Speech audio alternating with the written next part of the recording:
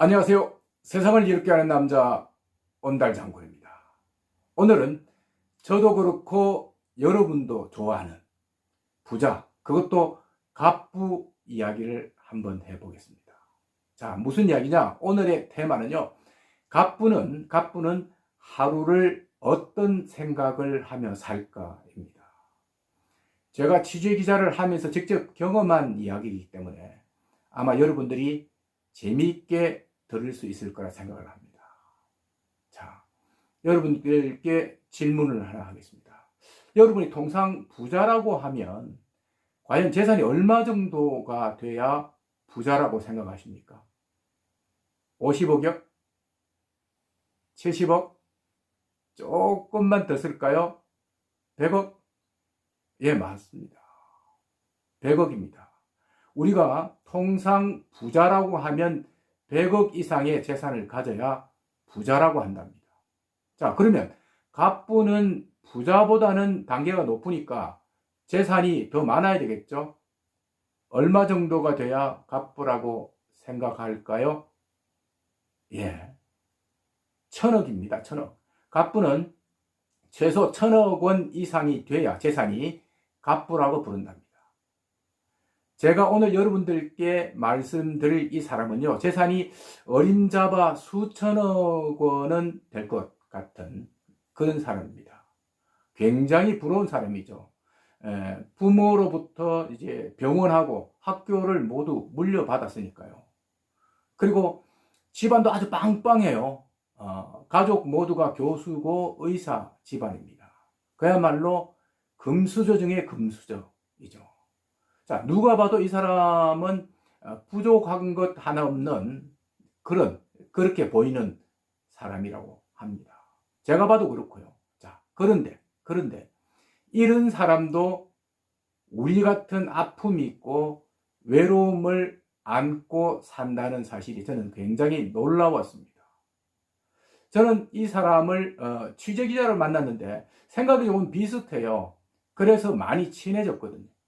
근데 그래서 그 사람의 내면도 잘 알게 됐고 또 서로가 탁 터놓고 이야기를 하니까 그 사람이 어떤 생각, 어떤 고민을 하는지를 알게 됐거든요.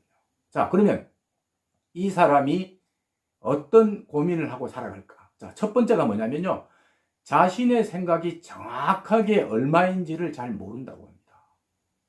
무슨 이야기냐? 우리가 살면서 부자는 그야말로 돈 세는 재미로 산다고 하는데 그게 말이나 되는 소리야? 라고 질문을 할 수가 있습니다. 이 사람도 처음에는 그랬다고 해요. 자신의 재산이 1000억 정도까지는 어느 정도 계산을 하고 살았답니다. 그리고 돈 버는 재미로 살았다고 해요. 그런데 지금은 그 단계가 훨씬 더 넘어서니까 이제는 그 돈에 대해서 무덤덤하게 생각을 한답니다. 자, 그러면 돈 계산을 어떻게 하느냐? 회사에 전속 회계사가 있어서 매년 한 번씩 돈 계산을 해준다고 합니다. 자, 재산이 이 정도입니다라고 하면 그 숫자를 보고 자신의 재산을 느끼니까 그야말로 실감이 나지 않는다는 거죠. 자, 이런 사람입니다. 자, 우리가 보기에 돈 많다고 하면 굉장히 돈에 대해서 실감도 하고 또 돈 세는 재미도 느끼고 막 이렇게 될 줄 알았는데 그 단계, 그러니까 돈의 규모의 단계를 훨씬 더 넘어서니까 거기에 대해서는 무덤덤하게 느낀다는 겁니다. 정말 부러운 이야기죠. 하지만 그 사람 내면을 보면 또 그 사람이 하는 행동을 보면 충분히 그럴 수 있다라고 저는 생각을 했습니다. 자, 두 번째는 뭐냐면 자신을 정말로 힘들게 하는 것은 바로 사람이지 돈은 아니라는 겁니다. 우리가 보기에 돈이 사람 힘들게 하지 라고 생각하는데 실제로는요, 이 정상에 있는 이런 사람들을 힘들게 하는 게 돈보다는 사람이라고 합니다. 자, 무슨 이야기냐면 자신이 마음을 터놓고 소통할 수 있는 사람이 거의 없기 때문에 늘 외롭게 생각한다는 겁니다. 자, 정상에 있으니까요, 별의별 사람들이 다 있다고 합니다. 대부분이 아첨꾼이라고 해요.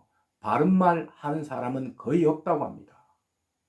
그래서 자신도 이제 이런 사람들 만날 때는 말을 가려서 한다고 해요. 조심해서 한다고 합니다. 그런데 이게 누적이 되니까 자신도 마음을 터지는 못하니까 늘 사람을 만나면 의심부터 한다고 합니다. 그래서 이런 의심이 계속 누적이 되니까 자기 스스로가 마음이 가난해진다는 생각을 많이 한다고 합니다. 자, 그래서 제가 질문을 했죠. 그러면 자르면 되지 않느냐라고 이야기했더니 그러지도 못한다고 합니다. 주위에 눈이 있으니까요. 노조 같은 눈이 있으니까 사람을 함부로 자르지를 못한다는 겁니다. 그리고 이 사람 말이 조직의 충성파 외에도 이런 아첨하는 이런 사람도 좀 있어야 조직이 굴러간다고 생각을 한다고 합니다. 지금은요. 왜냐하면 아첨하는 말도 또 시간이 지나서 들어보니까요. 때로는 힘들 때 그런 이야기를 들으면 좋다고 해요. 비유를 들어보면 우리가 운동할 때 땅이 땡길 때, 단계 땡길 때가 있잖아요. 자, 그런 것처럼 아첨하는 말도 힘들고 할 때는 그런 말이 귀에 쏙쏙 들어올 때가 있다는 겁니다.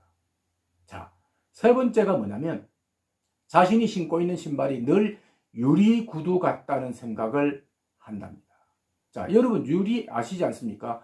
누가 봐도 바깥에서 보면 내부가 훤하게 보이는 자신의 행동, 자신의 말이 다 노출되어 있으니까 외부에서 다 봐서 다 보이니까요. 행동에 제약이 간다는 겁니다.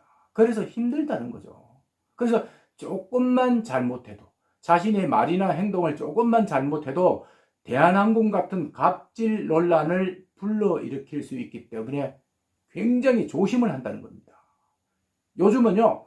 핸드폰이 대세니까요. 언제 어디서 자신이 찍힐 줄 모르니까 조심한다는 겁니다.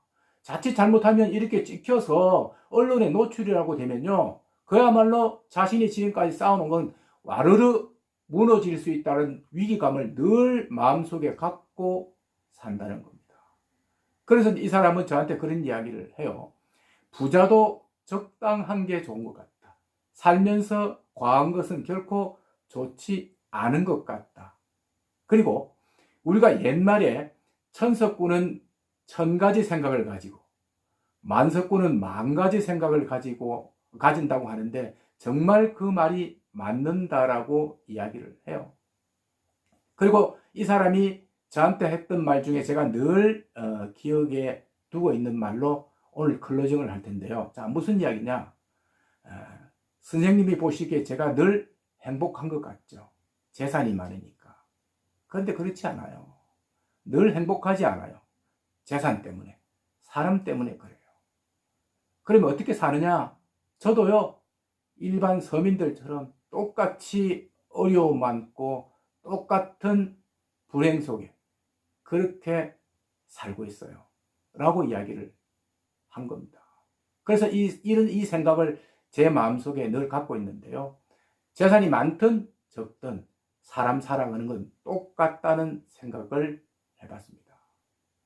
오늘은 여기까지 하겠습니다. 고맙습니다.